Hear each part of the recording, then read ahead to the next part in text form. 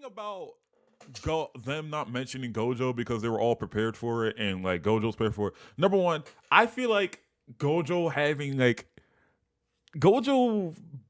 I don't want to say, well, not character assassination, but like Gojo wasn't being himself in these flashbacks, and the reason why I Right. feel this way is that like I feel like Gojo coming to like this conclusion is fine. I'm not mad that Gojo's like acting this way, but I feel like that month time skip would have fixed a lot for the series. I'm gonna be honest. Like I'm gonna be if that month time skip was an actual arc and fleshed out, I feel like damn near like at least like 80% of my criticism for this series would go away.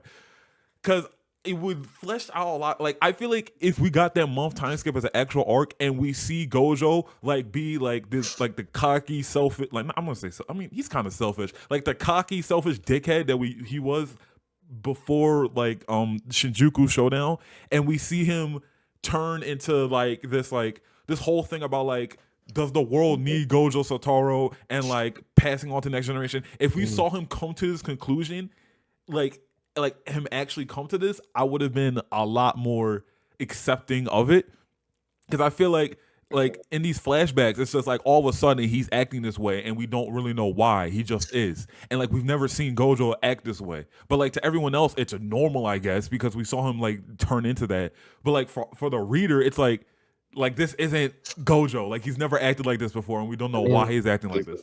Okay, so all right, I kind of disagree. I'm not gonna lie. that's what I say. Because like, wait, what do you mean? Like he was? Because the term for that is flenderized. Like when he's not acting like their normal self, and it's like kind of like their flaws are more out there per se. But like, Yeah, what do you like mean that he's because like he's never been like we've seen like glimpses of like a serious Gojo and shit like that, like when he was talking to Megumi when like he was a child and like his flashback arc. But like the conclusion that he came to about like the world not needing Gojo anymore, and like like we've already know he wanted to create a new Jujutsu world and like the next generation thing. But the whole thing about like he doesn't care if he lives or dies.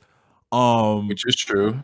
Yeah, but like the whole thing about like he doesn't care if he lives or dies, and the whole thing of like that line about the world not needing Gojo, I don't really know what he meant about that. Because Gojo's always felt this way, but I don't really know where there's hints and tidbits of like this of like that arc for him, but it wasn't fleshed out. What I feel like.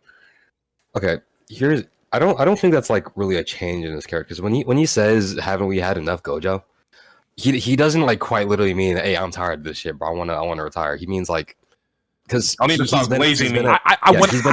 I felt like he meant like when he said Gojo, I thought he meant like as he wasn't saying himself. He was saying we need more of like the strongest or whatever the fuck. I think yeah. No, I mean no, I don't think that's what. Because when he says have we had to go like okay, because I think he was quite literally referring to himself because he's been at the top his entire life. He's been like uncontestably the strongest damn near his entire life. So he's been leading everything. He's been what people look up to. And while like Gojo is a confident person, he's like he has faith in his abilities and everything. So it's not that he like feels like he doesn't deserve to be up there, or he feels like he shouldn't be up there or anything like that. But it's just seeing like this conversation with Yuji, for example. Like Yuji mentioned that I should probably do switch friending with you, Gojo, since you like because he's the strongest, all that, blah blah blah. And that's when Gojo's like, okay, Yuji, you need to take your focus off of being like me and put it towards your future. What are you going to do? It's not that he feels like his time is up or anything like that, but he feels like he shouldn't be.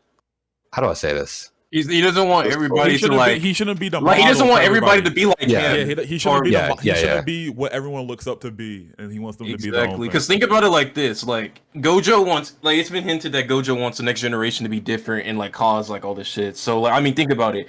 All of Gojo's life, because Gojo lived and everything that has happened is because of him. Shibuya happened because he got sealed. The hidden inventory arc happened because he got bodied by Toji. Yeah, like he shit like that. He doesn't want the Jujutsu world to revolve around him anymore.